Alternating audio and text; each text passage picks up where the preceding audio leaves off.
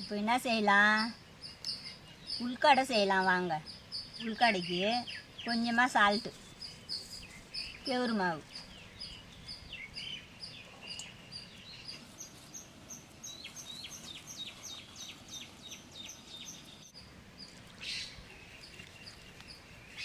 பேரப்பிள்ளைங்க இருப்பாங்க, இந்தமாரி செஞ்சு கொடுங்க.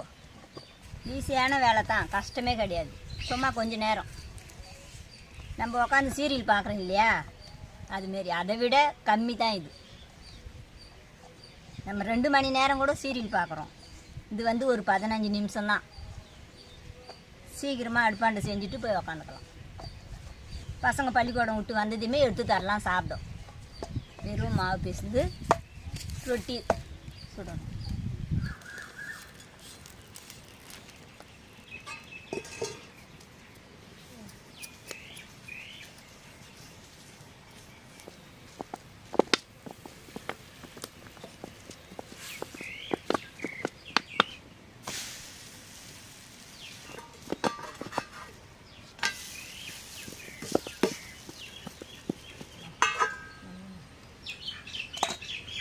தண்ணி கொஞ்சம் விட்டுக்கலாம். வந்து வெல்லம் நம்மளுக்கு எவ்வளோ தேவையோ அவ்வளோ வச்சுக்கலாம். இதை அப்படியே கொதிக்க விடணும்.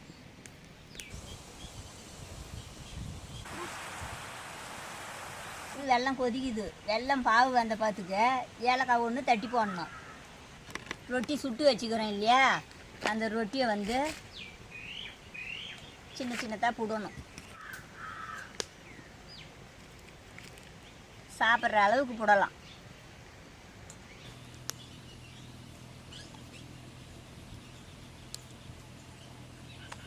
வெல்லம் கொதிக்கிறதுல இதை அள்ளி போடணும்.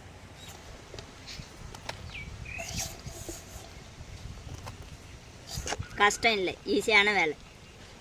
நல்லா வெல்லம் வந்து இரும்பு சத்து உள்ளது, நல்லா சாப்பிட்லாம். இப்போ உள்காடை கொதிக்குது இல்லையா, அந்த கொதிக்கிற உள்காடையே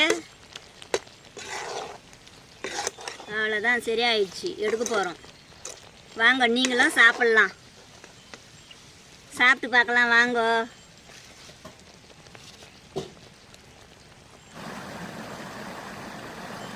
உள்காடை செஞ்சேன் இல்லையா, ரொட்டி சுட்டு புட்டு போட்டு வெல்லம் பாவு எடுத்து அதில் கொட்டி கலரி எடுத்தது உள்காடை போட்டு சாப்பிட்டா நல்லாயிருக்கும், சூப்பராக இருக்கும். நீங்களும் சாப்பிட்டு பாருங்கள் செஞ்சு.